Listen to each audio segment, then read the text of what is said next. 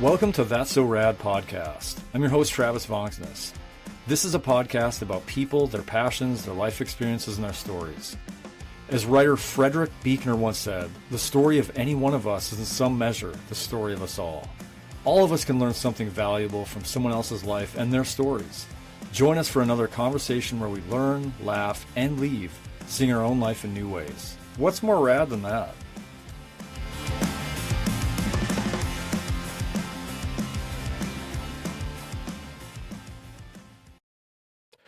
Welcome to another episode of That's So Rad podcast. I'm your host, Travis. I'm joined by my friend Taylor Brown today in South Carolina, and we're going to have a rad time. Taylor, how is your rad meter this morning?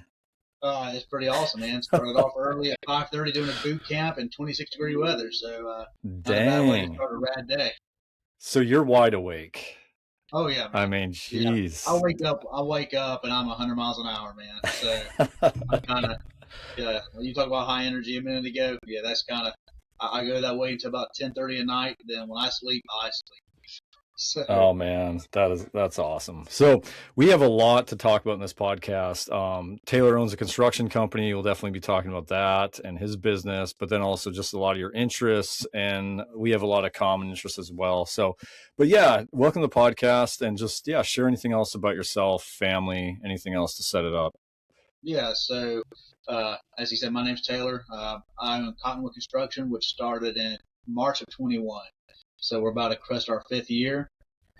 Just been a cool thing how God's moved and set some things in motion in our life that has been just, it's been unbelievable really to kind of see how we got to where we are now and just the company and the people he's built around us. But I've been married for 24 years, 24 years this past December. I got 2 daughters, 17 and 15, McKenna and Kaya. And so, they couldn't be more different. Personality and giftings and strengths, but it's a lot of fun learning how to parent teenage years when you haven't done it before, especially with girls. Yeah. Totally different. Yeah. You got to be a nurturing dad instead of a hardline coach, Yeah. So that's a tough balance sometimes, especially when I work in an industry like I'm in with men and construction and the roughness that comes along with that. Having to be tender is a challenge sometimes. Yeah. But I imagine too, it's an awesome, kind of tilt of the pendulum back to that, where you can kind of really hone that sphere and kind of the nurturing side of being a dad and softer. Yeah. It takes a lot of balance. Yeah. For sure. 100%. Sweet. Yeah. Well, we'll definitely get into all this stuff and more. Actually, our wives have a podcast already, and they're Transforming Us. Check it out. And it's amazing. They're doing awesome stuff. Now, they're talking about things like attachment and trauma wounds. We're going deep on things like how ear hair and acne can coexist in middle age and stuff like that. So that's where we might go in this thing. So shaving styles, right? Exactly. Beard coloring, maybe. Beard coloring, beard oil, all those things. So, but yeah, you and I, newer friends. We hung up for the first time several years ago, and then kind of didn't hang out for a while, and then I kind of picked it back up. I think last year or something. Had some good time. Tennessee and got to do some rad riding and frisbee and it was awesome. We had an awesome time out in East Tennessee and Knoxville. So I will say this: if you know Taylor and you're gonna have a fun time, I'm thinking like it was just nonstop fun in Knoxville. We were just next thing. Yeah, I mean, why rest, man? We had time for that when we get to bed, man. Just make the most of the day. So okay, so let's kind of look a little bit back to just this last year. We're in the new year and stuff like that. So what has been a highlight or two or anything as you kind of reflect on this last year? Yeah, I mean, there's a lot of highlights that kind of come along with business ownership and then the ability to travel and my sense of adventure to do those kind of things. And so to start off last spring, we had the opportunity to go to St. Thomas. And so me and the family, and we just got to, do a catamaran ride to St. John and then snorkeling Mm. down there and seeing that kind of stuff, and then having a Jeep on an island and just getting to experience it was kind of a cool experience for us. We've done a lot of trips in our life, but I think that one's definitely hit the pinnacle of what we want to Mm. do. Like I was like, that's incredible. That was like a trip where we all, for the most part, got along and just it was a pretty awesome place. And so that was a big highlight. And then, the growth last year for Cottonwood was pretty awesome to see, just the amount of proposals and that we're having to put out, the amount of projects we were to complete, Mm. different levels. And then, following the heels of the storm, that was a nice boost for us. I mean, we're not really a storm kind of company, but we were able to help Mm. the community out in a lot of ways. And so we were able to engage and help a lot of folks out. So that was a real cool highlight, despite the tragedy of all the storm. Sure. And then at the end of the year, we got to do I do a retreat for my project managers every year in October. And so, we go from year one being shark fishing, year two being a whitewater trip on the Chattooga.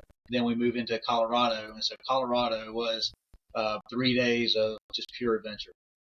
Team Mm. building, meetings and some structure, but man, we got to experience some stuff out there that bucket list type stuff, four-wheelers in the Wow. mountains, and then hiking Cascade Lake and 10 miles up and then snowing on us, and then mountain biking on the mesas of Golden, and then we got to go and do a hike at Garden of the Gods. We got to see the Garden of the Gods, and then we hike Boulder at the Flatirons. And so all of that kind of stuff was pinnacle stuff for us. Wow. But it was a ton of fun. I mean, it was no rest. It was a little bit of work and a lot of play. That's amazing. And I imagine like some of the guys never been out west, or maybe not Colorado Yeah, specifically, or wow. yeah. Well, if they had, they've been out there on snow skis. Yeah. But to go out there in the fall and get to experience the Rockies and then seeing the different terrain, like if you go from, we're staying just outside of Denver, then you drive into Estes Park, completely different view. And then you head down to Boulder, completely different Mm-hmm. kind of mountain. Mm-hmm. Then you go to Golden, and it's mesas and flat mountains with sand, and it's totally different. And then you go to Garden of the Gods, and it's the Red Rocks. And Right. so getting to experience that Yeah. in that season was really cool. That's amazing. Yeah, you're right. The diversity of landscape just within, miles is incredible out Yeah. there, and Oh yeah, the you drive two views. hours and you're fucking on a different planet. Yeah. Wow. It reminds me of so I haven't explored Colorado to that extent and gone out there a couple times and stuff like that. We were in the Garden of the Gods area, and we did me and one of my brothers did the Manitou Incline, which is sort of a portion, I Okay. think, of Pikes Peak. That's essentially, it Okay. was an old rail car thing. And I want to say in like half a mile, it's very short, but the altitude gain it's almost like 40%. I don't know what it is, but it's basically like if you took a ladder and put it on a mountain, on a short section of a mountain. Hardest thing I've ever done in my life, but Oh yeah. wild. That's how I felt with Cascade Lake. We work out. We all are staying in pretty good shape. But we had ridden four wheelers for 3 or 4 hours. Then we said, let's go do a 10-mile hike. And then, you think you have altitude under control. Yeah. You start moving up, and your legs don't want to move. Your lungs don't want to Yeah. breathe. And then you're Yeah. just like, I mean, it took everything I had. If I didn't have a team of guys to say, hey, we're going ahead of you, or hey, we're coming back to help you carry your pack, I was like, man, I would have turned around halfway. But after those guys kind of pushed me up that mountain and encouraged me, it was like, okay, we're going to do this thing. When you finally hit that summit, it's like, oh, that's Oh awesome. man, that's Yeah, awesome. Had to work to get there. You're right though. I think that the altitude and adjusting to that and like that factor, I've often thought of yeah, like how is it that like Colorado State, like athletes aren't winning like every track meet. It's right. like when Oh, I they come know. out of there, it's like come Yeah, east or whatever, but yeah. you get so much oxygen poured in at you. Oh my I mean, yeah, gosh. it's so different. It's so Yeah, thin. it is. It's wild. So kind of a new question I'm kind of posing out to guests this year in the podcast as sort of reflective, but I love kind of just funny, random, Yeah. awkward things like that. Looking back, anything like that, as you look back last year, like some kind of just bizarre thing or awkward or Yeah. story. I mean, when you're in a place of leadership, sometimes, I mean, your awkwardness is exposed. I mean, so I kind of feel like I'm always kind of like what am I doing? How am I doing this? Yeah. So that's more of a general statement because you either feel inadequate or you feel like, Yeah. how am I supposed to move forward? Yeah. But funny thing about that trip in Colorado, we rented bikes out there, and so we all rented these nice bikes, and then they had sold out the bike that I was going to ride, so they gave me an e-bike instead, which is an incredible machine to have out there. But it just so happened that it also weighs 50 pounds opposed to 28 pounds, 25 pounds. Yeah. And so when we started on a section that was supposed to be for hikers only. Well, I ended up having to hike a bike for a mile and a half, however long up the side of this mountain, wearing bike shoes, that have cleats on the bottom, and this thing weighs a ton. So I came out, my legs were shredded. It looked like I've been attacked by a bobcat. And having all these Dang. people look at us like, this isn't a bike trail. Yeah, we understand. We're just trying to get to the trail. And just Yeah. the look of Wow. disgust people have when they saw my legs. I The shared a picture of that, I think. Oh, it's gnarly, man. it's crazy. It's like, yep, I survived that, but it was uncomfortable and awkward, and having to tame my attitude and like Yeah. not let it ruin the ride. Right. Once you got it spinning, it's like, okay, now this is incredible. And But then yeah, the first part, I embraced the suck real bad. well, and then facing the judgment, the wrath of these hikers that are, how dare Oh you yeah, bring the wheat fat tires on this thing? You I know, right? You're tearing up our nature, or whatever. There's exactly cactuses and there's brush, and man, it's just all right. kinds of stuff. That's wild. So Yeah, yeah, it was fun to hear about that trip because I remember when you and I were actually it might have been the last time we were hanging out. And that trip was about to happen. I was like, oh man, I'm really excited to hear about like what all went down. So yeah. that's super Oh man, cool. I got so many photos to share from that. I mean, it was awesome. It was an awesome trip. Um, let's kind of talk now. So, in that vein, talking about like the outdoors, that's something you and I definitely have in common. I think you've Yeah, had some wild adventures. It's a great quote I'm thinking of set this up where Belden Lane, who's kind of a theological writer, but he writes a lot of nature and how we're formed also spiritually by our experiences in nature and stuff like that. But he says we're not born for pavements and escalators, but for thunder and mud. no, I love So it. that's a segue here. So you told me a story once. This is story time now with Taylor on outdoor adventures, but the segment. But you told me a harrowing kayak story that I'm just put the hair up on my bald head. Yeah, And let's talk a little bit about that and any other like just kind of outdoor adventure stories. But let's start yeah, with that one. yeah. So, 2024, we did a retreat, and it was a whitewater rafting trip down in the Chattooga. And so, and it was a class 3, class 4 rapids.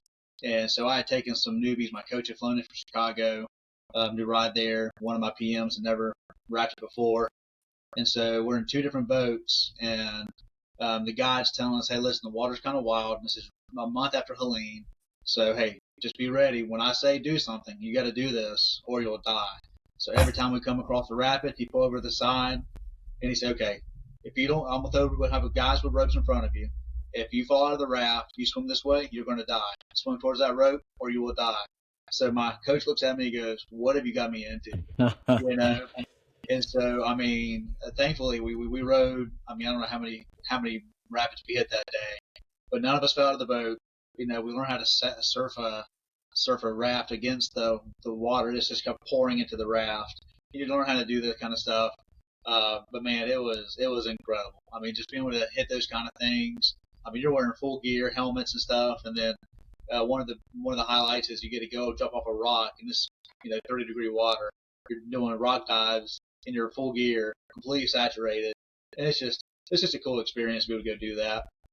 But it was, I mean, being able to ride those and experience that and not die was awesome. Not die. Yeah.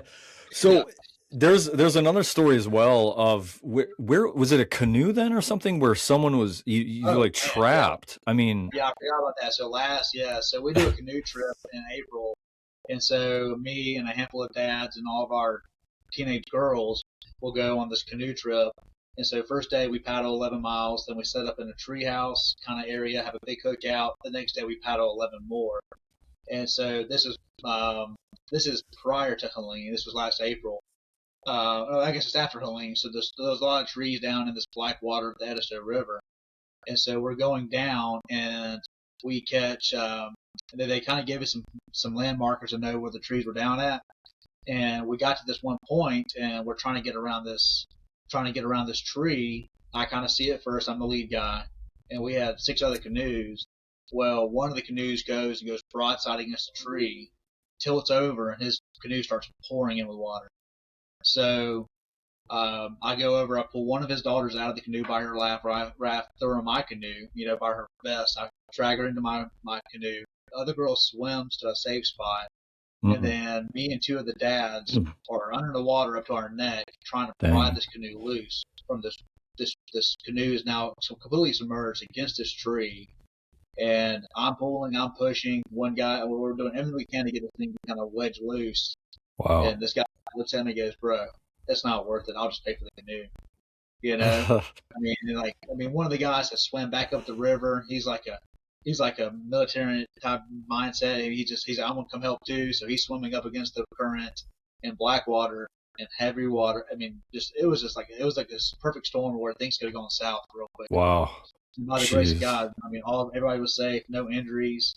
The canoe probably 6 months later finally got cut out. They finally went back and cut it out later that year because it just wasn't accessible.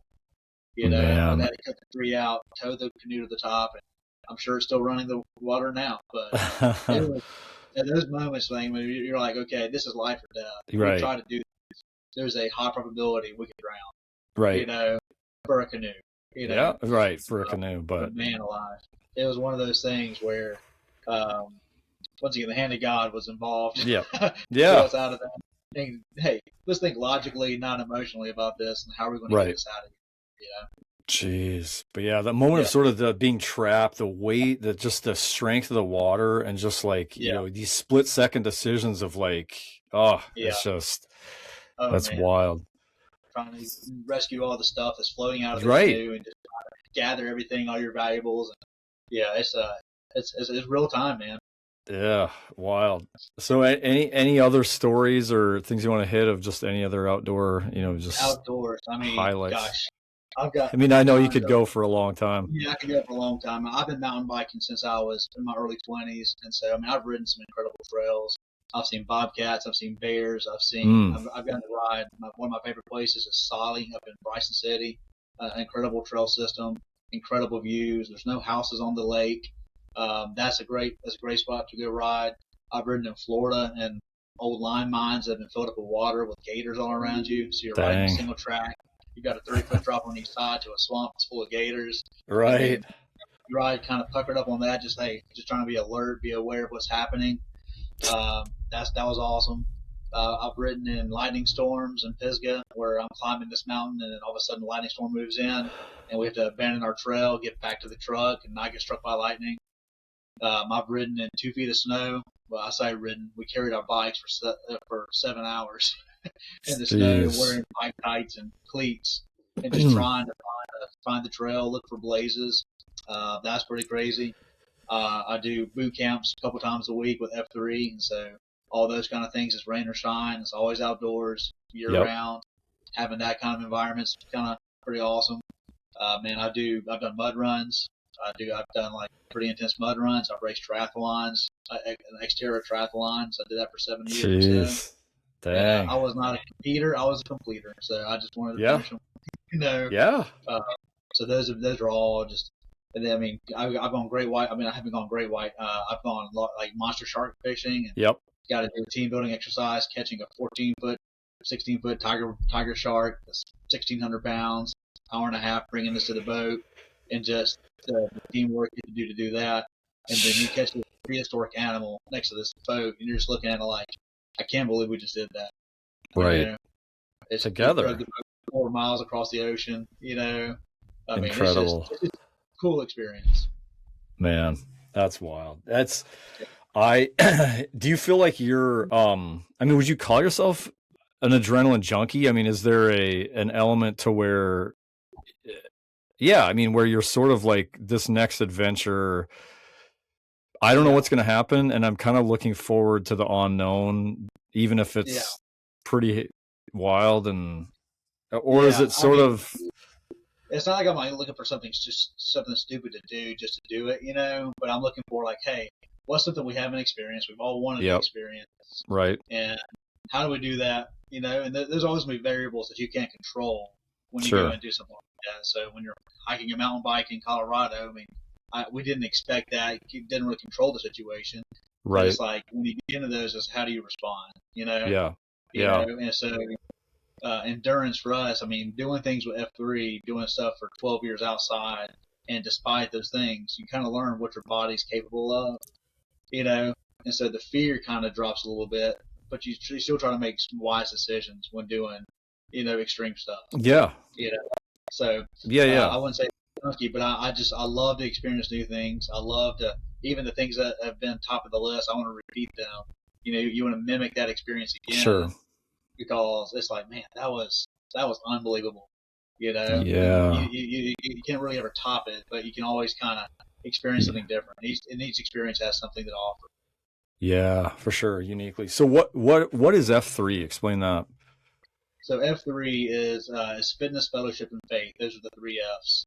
And so it's a workout group that started in 2011 by some guys in Uptown Charlotte. There was a retired Marine, and he says, "Hey, let's just do a free workout group for men, and it'll always be peer led, always be outside, and always end with a circle of trust, is where we pray together and kind of share what's kind of going on in our lives, so we Cool. support one another. So it's kind of a brotherhood." And so I got plugged into that back in 2014, Okay. and man, just got into this community of accountability and support and encouragement. And so on a daily basis, like if I miss F3, I normally get a text message from guys going, "Hey, where were you? Wow. You okay?" And so we're constantly having to sharpen each other. The iron sharpens iron piece is huge. And so like the first week of the year, we always do a thing called Hell Week, where we do 6 workouts in a row. It's all pretty intense. It's all kind of there's a mission involved in that, and like we'll all give a kind of a talk during the workout to spur each other on as the year starts out to equip Sure. us, for that. But I mean, it's that accountability that we're all hungry for. And so Hmm. the guys who started F3, it's called they wrote a book called Free to Lead, and it Okay. talks about when they started F3, they didn't realize they were looking to address a problem that existed. But then when the more you start to kind of get plugged in and people find their way to it, they're like, oh, I've been missing something, and this is kind of meeting a need at a core level. And so we always Yeah. do it at 5:30 in the morning. On the weekends, 6:30, because hey, we have to either have responsibilities of our jobs, and then at night you got to be a husband and a dad. And so Hmm. hey, the only thing you're lacking is hey a little bit of sleep, or get to bed earlier to where you can go there and engage. Um, Hmm. but I mean, it's been life changing for me, for all the guys that I mean, once again, people I need if I have something come up in my life, they'll be the first calls typically for me is the guys I'll reach out to, and it's completely free. So it's Wow, that seems. So did you say it's a national org or it's well, yeah, it's gone international now. It's internet? Okay. across the world, yeah. So guys who've started in the U.S.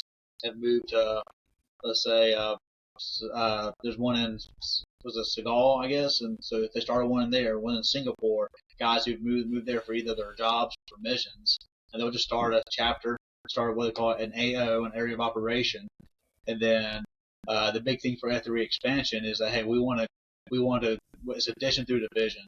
So we'll take Okay. 6 weeks on a Saturday, go to a new region, plant a shovel flag. That's kind of one of our markers, and then we'll kind of help bring in the local people there, and pass off ownership to them to let them kind of run with that AO.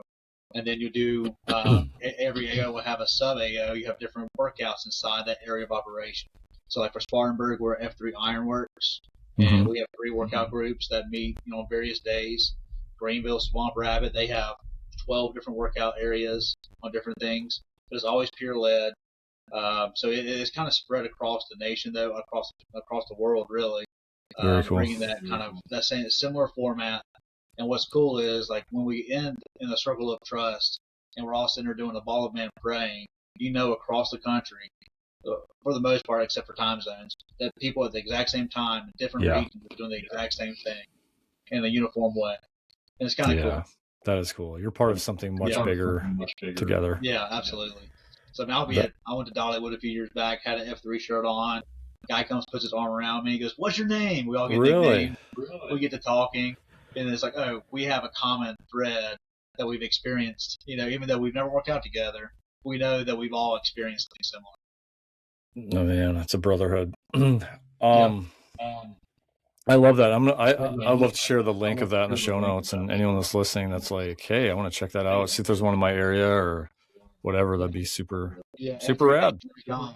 Yeah, F3Nation.com, and man, you can plug in your zip code, and it'll give you all the areas in your region, and then you can shoot a contact over, and they'll respond to you. Yeah, very reach cool. out to me, and I can help plug you in. Yeah, sweet.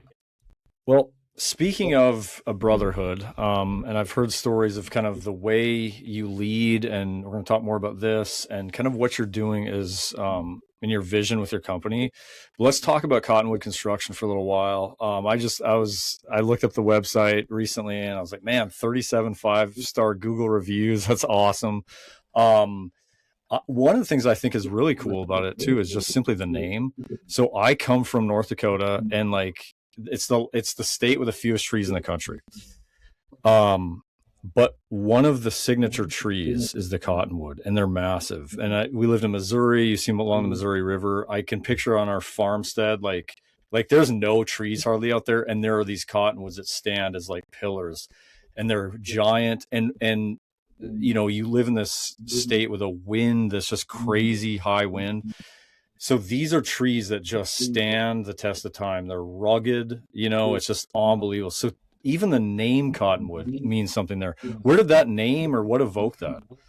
Yeah, so when we're looking at naming the company, and like we're trying to figure out what's because we're in Spartanburg, and like we're like, okay, what's something that's going to kind of resonate with our region where we're living at? So we have a trail in downtown Spartanburg called the Cottonwood Trail, and it's got a bunch of cottonwood trees. But then if you start looking, the reason those trees stand so tall and they're so durable is because the root system's so deep. They have a great root system. They grow in adverse conditions. A lot of times they're near water, but they have strong roots. So like during the Helene, you saw a bunch of oak trees down. You didn't see many cottonwood trees landing. Yeah. You know what I mean? And so for us, it's kind of an unintentional tie to that. But when we kind of started thinking about our company and our purpose and kind of what our foundation is, we kind of landed on rooted in integrity. We're a construction company rooted in integrity, and so it's kind of like the heart of what we do. So do the right thing, even if it costs you. You know what I mean? And so the things that were passionate for me, because I came from the construction world, from so many different areas, from being a sales, a Sherwin-Williams paint manager to a sales rep for drywall. I dealt with a lot of people, and a lot of my clients would the sayings like kind of cry in your beer about what's wrong with general contractors. Then you talk to homeowners who've had bad experiences, and I just kept concluding that, hey man, as long as we communicate, we're transparent, do the right thing, show up, we can be successful at that. And so I was like, that's kind of our branding is like, hey, we wouldn't want to hold true to that no matter what. And so it hasn't always been easy, especially when you're having to make concessions or do whatever else, but we're going to do the right thing. And so, and then for me also, it was finding guys who hadn't been in the industry before to build my team with. And so most of my team came from my relationships from F3. Having Chris Arnold, Josh Leftwich, Brian Curtis, all these guys, we endured hard things together outside. And so when I was starting a company, they just happened to be in a place of transition or a place of whatever. And I was like, hey, and I would know I know those guys, so I understand their giftings and abilities, and then I know kind of what my strengths are, and we kind of balance each other out. So I would bring them in, and then I got a young guy named Chris Stroud, who's another project manager, came from the finance world. He's 22 years old, just hungry to learn. So he worked with my framing crew for a year, and then I moved him to project manager. But for us, it's like, hey, finding guys who don't have any bad habits from previous experiences in the construction world. And how do we build a team to where we can really hold true? Because the character piece you can't teach, the strengths piece you can't give somebody a strength they don't have, but you can utilize the strengths that God gave them. And so I was real strategic about who we brought in, and God just kind of placed into my life to where now we all balance each other out. And it's kind of a similar accountability to get from the workout group, where we're always having to sharpen each other. And so, trying to create a good process and create a good product, do that. Man. So we got to camp out here for a minute. Yeah. Okay, so I'm a leadership geek. I have my MA in org leadership. Don't know how much I've applied it, but I love to comment and to, kind of think about some of the stuff. So the first thing I'm going to say separately is just that I love what you said about just the communication piece, because as a person who is a customer, the biggest thing I think of when I think of working with construction companies, or all of that, it isn't, what doesn't come to mind is the skill. It's the communication piece and the lack thereof. It feels like so many contractors are chasing the next lead on the job, or it's like, ooh, if I got you, okay, cool, I'm couching you for a minute, I'll come back, here's this new one, okay, chasing that money, all that kind of stuff. And then it feels like at the end of the day, like, I really don't matter. I guess I'm way low down your totem pole, maybe in terms of like the money and stuff like that. So it just feels like the relationship it doesn't feel good. So I love that that's one of your guys' DNAs, of just like, communicate. If we can just be customer, right? I mean, things are going to hit the fan. It's construction, right? I mean, I want to dig a footing. It's going to rain for 3 weeks. You know what I mean? And if there's a delay on the schedule, communicate there's a delay in the schedule. If there's a subcontractor, they had something come up on another project, they can't make it when we had them scheduled, communicate it. If something's off on the budget, either it was a miss or it's an unexpected thing on a remodel, communicate it. Don't hide that. Just talk about it. Yes. Yeah. And so, it's in marriage, it's in any kind of relationship. I mean, if a relationship is a body, communication is the blood that keeps it. Yeah, well said. So the aspect that really I'm fascinated by in your leadership on this is it's really innovative leadership. I mean, it's like a whole different playbook. It's for you to then kind of conclude that you're not building this company on seasoned veterans that may have incredible construction skills, but also, like, I love what you said about bad habits. You take it sort of in reverse and go, I'm going to build a team primarily around who I've bonded with, who we've went to war with, who has integrity and character. Then we're going to take that and then teach those maybe type of skills. And you're going to have these deep roots, these cottonwood roots. Dude, that is, man. So how did you kind of land on that very different style of vision as far as leadership? Was it, yeah.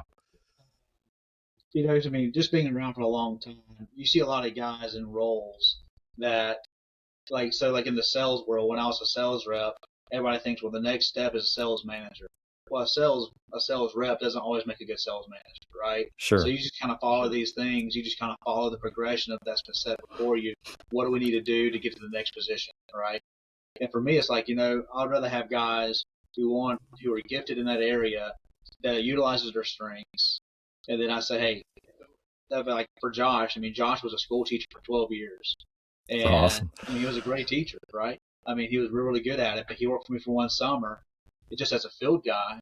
And I'm watching him. I'm like, man, you're gifted as a project manager. Your attention to detail and your ability to think critically about that and to learn. Man, you should be a project manager, much more than I should be project manager, because I'm disorganized and it's chaotic sometimes. But man, having that structure, I was like, bro, I think you need to consider a career change, come over as a PM. And so he worked out his last year of contract with the school system, and then he came over, and he's excelled. That's awesome. And so it's like it kind of opened a door for him that he didn't even know. He'll tell his wife, Taylor keeps saying I'm born to be a project manager. I don't know what he means. And then, like, now that he's in it 4 years, he's like, man, I totally see what you do. I'm gifted for this. It's just recognizing how God created us with our strengths, and then putting people in a position to do that. But yeah, because I mean, people get into roles sometimes, and they just kind of get into drive, and it might be square peg round hole. They're uncomfortable, but it's a good enough paying job where they don't want to change or anything. So for me, it's like, no, I'd rather find something where you can really thrive with the way God designed you. Wow. Very cool. And so it's been a key for me. Like, I mean, I'm not an accountant. I'm not a books guy. I'm not that kind of guy. I got charisma and the woo piece where I like Mm-hmm. to go and sell and Yep. design and be creative and all that. But if I just had a bunch of guys just like me Right. trying to do, we'd be lopsided. So I Right. find guys who with complementing strengths to help us become a better unit. Yeah, what you're saying applies anywhere in leadership. I think that's just brilliant leadership, whether it's a nonprofit or, it's just knowing like where your gifts are, surrounding yourself with, kind of who doesn't have your gifts, and then empowering other leaders and seeing their possibilities. That's awesome. What would you say? How many years now is Cottonwood been? 5 years. So at year 5 now, I mean, what would you kind of say is what you're most proud of with what you guys have done? There's so much. I mean, I take a lot of pride one in my team and just how we've all kind of come together and how we work together. And so I like to say the thing that we don't they don't work for me, they work with me. You Yeah. know, and there's times where I've got to be the authority, of course. I mean that's leadership. But it's like we work together, not work for each other. Yep. We're working together to accomplish the same goal, which is growing a company and bringing light to the construction industry in our community. So that's a huge thing to see us kind of hold to that. And then, I mean, the amount of clients who trust us with their homes. I'm really proud that people continue to use us, refer us, and then use us again. Yep.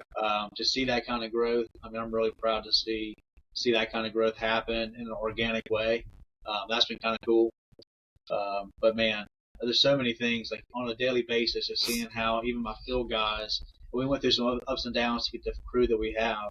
But man, just to see the amount of talent we have in my 3 carpenters and how they work together, it's a neat thing to watch, you know? Yeah, that's awesome. I mean, I imagine there's sometimes you're kind of like, wow, this became a seed of an idea or whatever, and now it's growing into a cottonwood tree of a thing it's like flourishing and growing and breathing and Yeah. I want this to be sustainable even after I'm gone. Yep. Right? It's not Taylor Brown Construction. It's Cottonwood. I want it to be not just who I am, but who we are, and then what we're creating for the legacy of the company. Very cool. Yeah, no, it sounds like, and I love too, just hearing about all the, with the team building and the adventure side of things, it seems like, it's more than just having fun, like really, and fun is part of the culture, but it seems like just those aspects of what happened out in Colorado comes back here, like those memories, but also just the like team building through that. It's like, man, that's so cool. I just love that culture of what you're doing there. Yeah, and that's something else. Yeah, you talk about culture. Culture for us is so much of it. And so when we think about bringing other project managers on or other staff members, we're like, okay, do they fit our culture? Yep. Do they have the character that kind of matches our DNA? Yeah. So that's kind of been the hard part, like trying to grow into Greenville or go into other areas. And there's always kind of a balancing act with that. But it's like, if we were to do that, how do we maintain DNA and that culture? Sure. To where it doesn't feel like they're on an island. You know, we got to make sure who we are, it translates into other areas. So yeah. But yeah, culture is a big thing I'm proud of too, for sure. Yeah. Yeah. Well, it's the heartbeat of who you are, and it's going to be part of the sustenance to go forward. So we all know that things rise and fall in bad culture, or toxicity is, what kills a lot of organizations more than talent. So let's keep going on this thing as we kind of get into the home stretch here of, a big theme in this conversation and kind of who you are and sort of your leadership is really pouring into men, being mentored by men seems to be part of your story as well. And that peer kind of just like, going after life together. And where did this passion come from to kind of pour into other guys and, kind of that stuff? Yeah. I grew up playing a lot of sports. I played a lot of baseball. That was kind of my thing. My dad was a lot of time my coach, but then having other coaches, being able to pour in to me, kind of shaping a skill or an ability. So that was always kind of a foundation for me in that realm. And then I got to umpire for a while, and so I'm umpiring, anything from 6-year-olds to 18-year-olds. And then it's not just being the referee type thing. You're actually going to engage the players, coach them, and teach them about the rules and about ethics and about all that kind of stuff. So that was kind of in the beginning. And then I've also been the subject of good leadership. I've had good managers. I've had good leaders, guys who poured into me, equipped me to be successful in my roles that I've been in. And so that's been huge. But then even as recent as when I started the company, I mean, the first couple of years, you're operating on a lean budget. You're just trying to move forward. You're trying to learn your process. You're trying to learn kind of your sub base and who's going to be your trade partner, who's going to carry over the same convictions we have and how we do our work. And so, but like when you're figuring all that out, it's easy for despair to sneak in when things are tight or tough or things aren't going great on projects. And so I had a guy named Tommy kind of come alongside for a year and just kind of pour into me and say, hey, listen, man, what you're going through is normal. He's like, these are normal pains and these are normal things to experience. He's like, you're not alone kind of thing. And he just poured into me. And then I ended up getting hooked up with a thing called Contractor Huddle, which is a coach that he's owned contracting companies up in Chicago and Wisconsin. And so having less involved where he's pouring into what I'm doing, and looks at my budgets, looks at my P&L, looks at how I'm managing. And so we'll do 2 meetings a month. One's my COO who helps with my finances. He'll look at our budgets, and then he'll meet me once one-on-one a month, once per month. Just says, hey man, how are you doing? What's going on with you?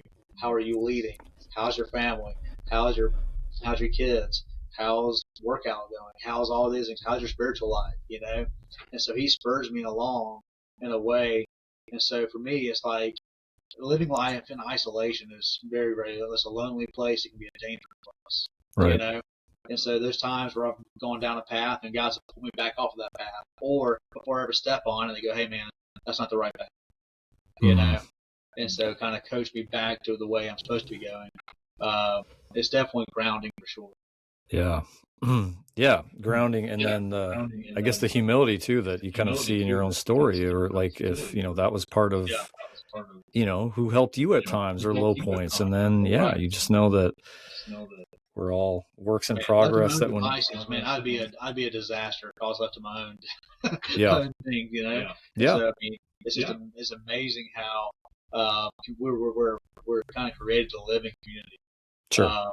And to have that friendship. And so having a mentor who's been who's in stride with you, a mentor who's been in front of you, and then to be able to pour it into someone who's behind you, who's coming up behind you.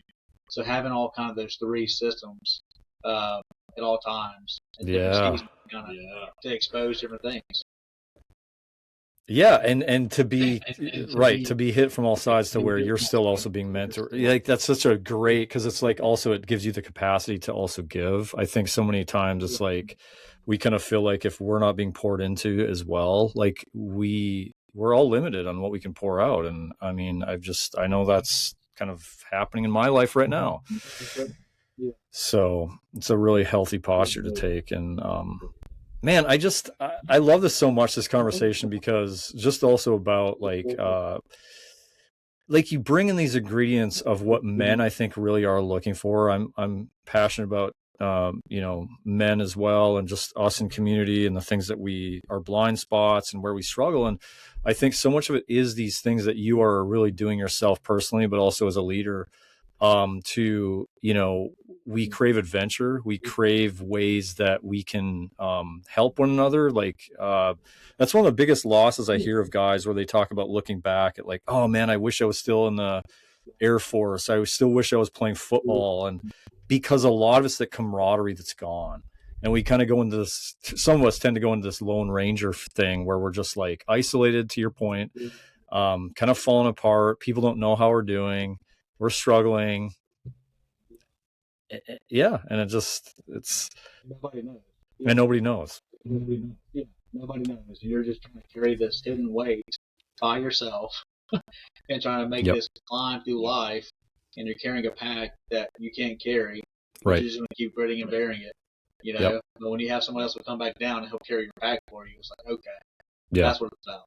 That's what it's about. Yeah.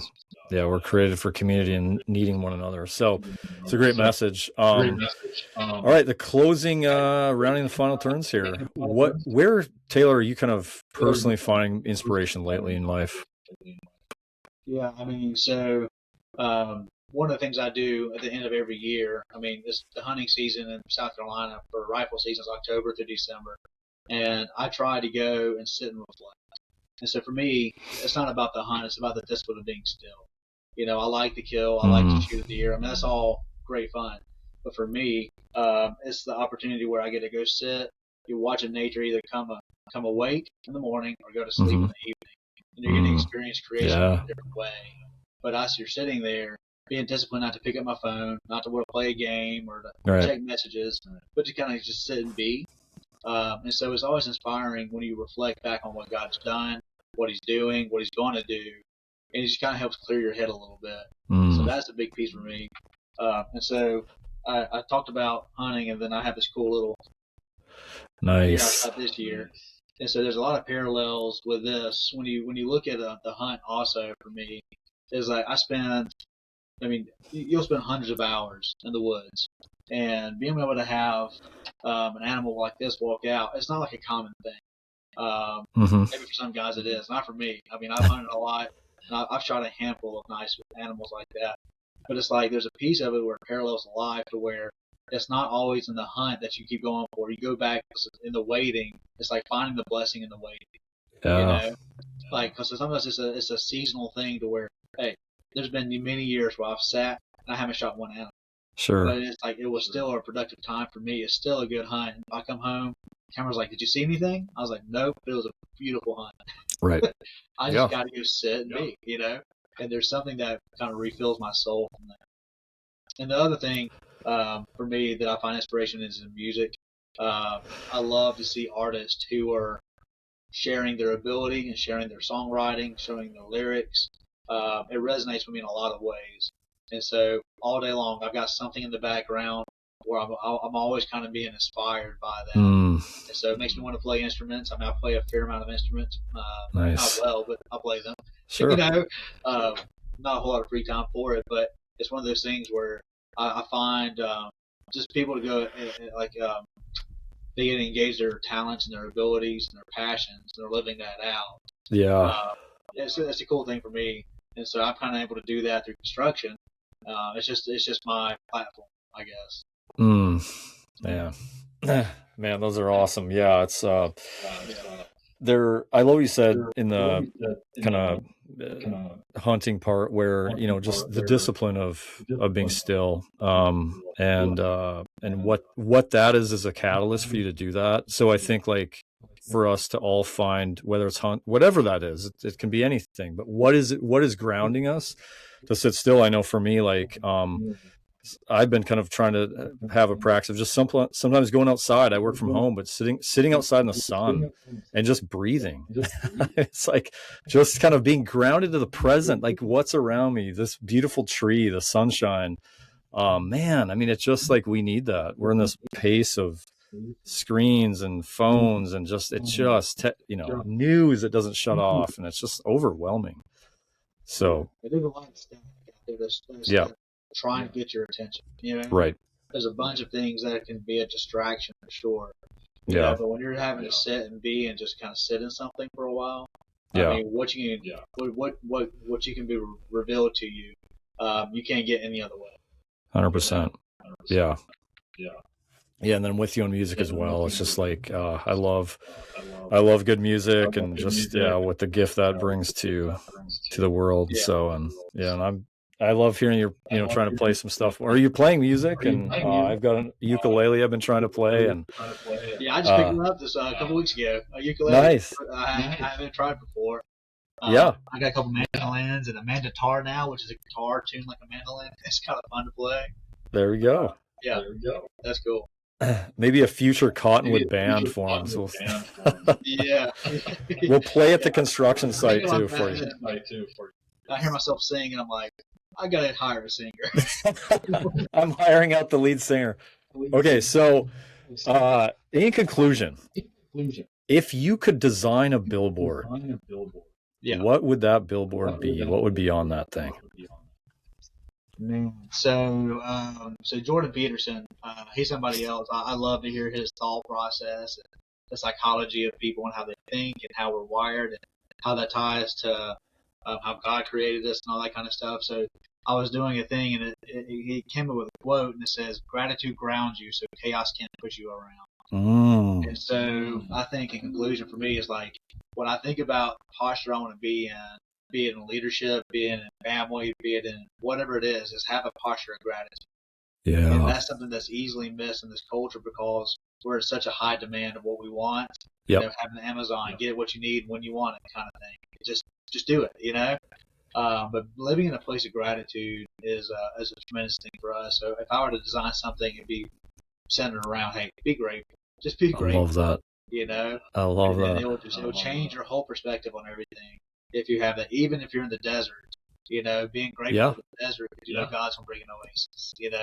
Man. You don't know what that looks like. But I think that's the big thing I would probably put out there. Dude, I love that so much. I love that quote as well. It also reminds me what you just said of a quote I came across last year that really has kind of been a paradigm shift on it. And David Steinlerer, I think his name, but he said, "It's not joy that makes you grateful; it's gratitude that makes you joyful." And yeah, totally what you're saying of just like that's really what it is, and that's where it springs from. So yeah, just leaning into gratitude and the simple things even. And absolutely, like when you sit outside and you're in the wilderness, you're sitting in the yard, and you're breathing air. The fact that you have oxygen coming from trees that filter out the poison so you can stay alive. Right. Right. Being grateful for that, right? I mean, just there's so many things that we take for granted. Yep. That if you were to sit back and just have a gratitude journal and say, hey, what can I be grateful for today? And just exercise that out. I mean, just to the smallest detail, the fact that my organs work without me telling them to, that my liver is, filtering my system. Yeah. All those things work without me thinking about it, being grateful for it, So it's taken away, you know real quickly. Right. how grateful you are when it worked right, Man, that's a great closing word. And what that's actually an incredible practice. I suck at that. I'm awful at journaling. But I want to do better at that. And that is one thing I remember when I was struggling really bad in a season, just kind of mentally and just kind of, that I remember just kind of keeping this gratitude journal and it didn't go long, but it was almost enough just to give me the glimpses of God's presence in my life and the so many ways he's showing up on a daily basis that I'm not even seeing. And that it was just like, wow. And so, yeah, I want to get more into doing that again, kind of doing that type of thing, practice. So. Yeah, I wrote a little line on my notes here. And so when I was volunteering with Jumpstart and helping guys who had just come out of incarceration, and one guy was talking about his grandfather who used to always sing the song, old gospel song, "I've been drinking from my saucer." And he talked to his grandfather, and he goes, "Do you really believe that you're drinking from your saucer?" And he goes, "Well, I do now." He's like, "But I haven't always been that way. I just had to get a smaller cup." Oh, you know what I mean? Yeah. So sometimes we have a small saucer with a 5-gallon bucket on top of it, so we're never full. You know, it can never overflow. Right. So you can't be grateful because you're always expecting more. You get a smaller cup, this will overflow pretty quickly. So just get a smaller cup. Wow. There we are. I love that. I just love the imagery of that idea of gratitude. Yeah.